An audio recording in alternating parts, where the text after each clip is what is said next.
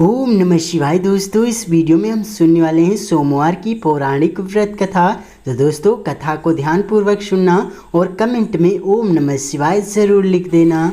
एक बहुत धनवान साहूकार था जिसके घर धन आदि किसी प्रकार की कमी नहीं थी, परंतु उसको एक दुख था कि उसके कोई पुत्र नहीं था। वह इसी चिंता में रात दिन रहता था और वह पुत्र की कामना के लिए प्रति सोमवार को शिव जी का व्रत और पूजन किया करता था तथा सायंकाल को शिव मंदिर में जाकर शिव जी के श्री विग्रह के सामने दीपक जलाया करता था। उसके इस भक्ति भाव को देखकर एक समय श्री पार्वती जी ने शिव जी महाराज से कहा कि महाराज, यह साहूकार आपका अनन्य भक्त है और सदैव आपका व्रत और पूजन बड़ी श्रद्धा से करता है। इसकी मनोकामना पूर्ण करनी चाहिए। शिव जी ने कहा, हे पार्वती, यह संसार कर्म क्षेत्र है। जैसे किसान खेत में जैसे बीज बोता है वैसे ही फल काटता है, उसी तरह इस संसार में जैसा कर्म करते हैं वैसा ही फल भोगते हैं।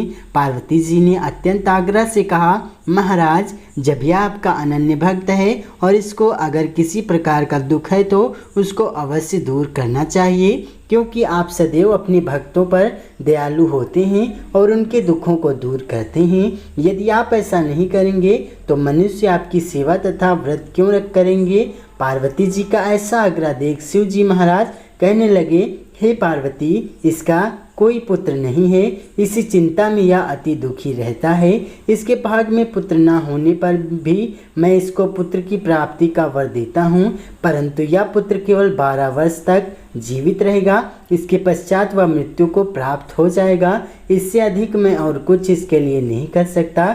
यह सब बातें साहूकार सुन रहा था। इससे उसको न कुछ प्रसन्नता हुई और न ही कुछ दुख हुआ। वह पहले जैसा ही शिव जी महाराज का व्रत और पूजन करता रहा।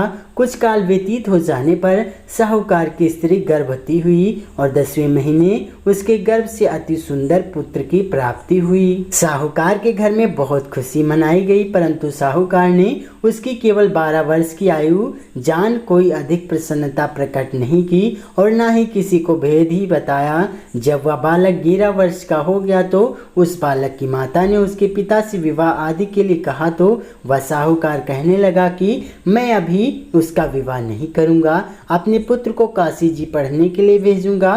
फिर साहूकार ने अपने साले अर्थात बालक के मामा को बुला उसको बहुत सा धन देकर कहा, तुम बालक को काशी जी पढ़ने के लिए ले जाओ और रास्ते में जिस स्थान पर भी जाओ यज्ञ करते हुए ब्राह्मणों को भोजन कराते हुए जाओ। वहाँ दोनों मामा भांजे यज्ञ करते और ब्राह्मणों को भोजन कराते जा रहे थे।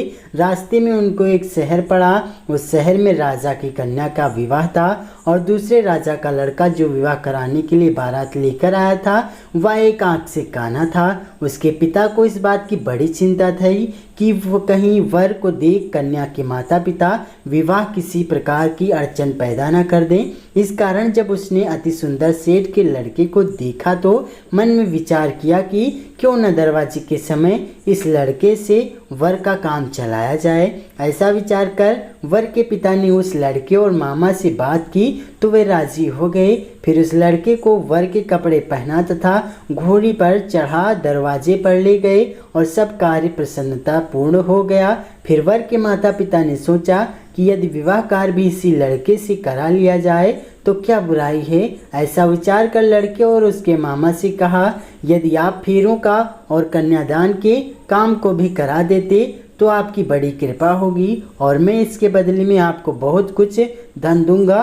तो उन्होंने स्वीकार कर लिया और विवाह कार्य भी बहुत अच्छी तरह से संपन्न हो गया। परंतु जिस समय लड़का जाने लगा तो उसने राजकुमारी की चुंदड़ी के पल्ले पर लिख दिया कि तेरा विवाह तो मेरे साथ हुआ है, परंतु जिस राजकुमार के साथ भेजेंगे वह एक आंख से काना है और मैं काशी जी पढ़ने जा रहा हूँ। लड़के के जाने के पश्चात उस राजकुमारी ने जब अपनी चुनरी पर ऐसा लिखा हुआ पाया तो उसने राजकुमार के साथ जाने से मना कर दिया और कहा कि यह मेरा पति नहीं है, मेरा विवाह इसके साथ नहीं हुआ है, वह तो काशी जी पढ़ने गया है।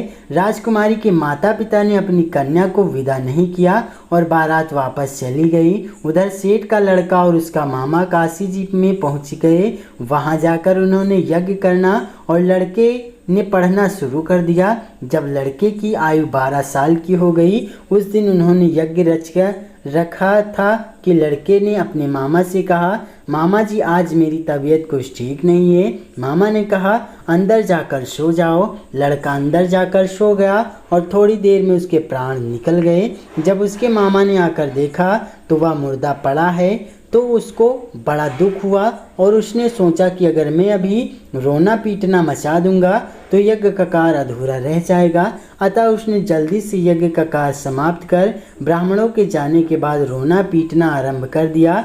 संयोगवश उसी समय शिव पार्वती जी उधर से जा रहे थे। जब उन्होंने जोर जोर से रोने की आवाज़ सुनी तो पार्वती जी कहने लगी, महाराज कोई दुखिया रो रहा है, इसके कष्ट को दूर कीजिए। जब शिव पार्वती ने पास जाकर देखा तो वहाँ एक लड़का मुर्दा पड़ा था। पार्वती जी कहने लगी, महाराज या तो उसी सेठ का लड़का है जो आपके वरदान से हुआ था। शिव जी कहने लगे, हे पार्वती इसकी आयु इतनी थी सो यह भोग चुका। तब पार्वती जी ने कहा, हे महाराज इस बालक को और आयु दो, नहीं तो इसके माता पिता तड़प तड़प कर मर जाएंगे। पार्वती जी के बार बार आग्रह करने पर शिव जी ने उसको जीवन वरदान दिया और शिव जी महाराज की कृपा से लड़का जीवित हो गया। शिव पार्वती कैलाश पर्वत चले गए। तब वह लड़का और मामा उसी प्रकार यज्ञ करते तथा ब्राह्मणों को भोजन कराते अपने घर की ओर चल पड़े। रास्ते में उसी शहर में आए जहां उसका विवाह हुआ था। वहां पर आकर उन्होंने यज्ञ आरंभ कर दिया तो उस लड़के के ससुर ने उसको पहचान लिया और अपने महल में ले जाकर उसकी बड़ी खातिर की। साथ ही बहुत दास दासियों सहित आदरपूर्वक लड़की और जमाई को विदा किया। जब वह अपने शहर के निकट आए तो मामा ने कहा कि मैं पहले तुम्हारे घर जाकर खबर कर लेता हूँ। जब उस लड़के का मामा घर पहुँचा तो लड़के के माता पिता घर की छत पर बैठे थे और यह प्रण कर रखा था कि यदि हमारा पुत्र सकुशल लौट आया तो हम राजी खुशी नीचे आ जाएंगे, नहीं तो छत से गिरकर अपने प्राण खो देंगे। इतने में उस लड़के के मामा ने आकर यह समाचार दिया कि आपका पुत्र आ गया है, तो उनको विश्वास नहीं आया। तब उसके मामा ने शपथ पूर्वक कहा कि आपका पुत्र अपनी स्त्री के साथ बहुत सारा धन साथ लेकर आया है। तो सेठ ने आनंद के साथ उसका स्वागत किया और बड़ी प्रसन्नता के साथ रहने लगे। इसी प्रकार से जो कोई भी सोमवार के व्रत को धारण करता है अथवा इस कथा को पढ़ता या सुनता है, उसकी समस्त मनोकामनाएं पूर्ण होती है। बोलिए शिव शंभू की जय।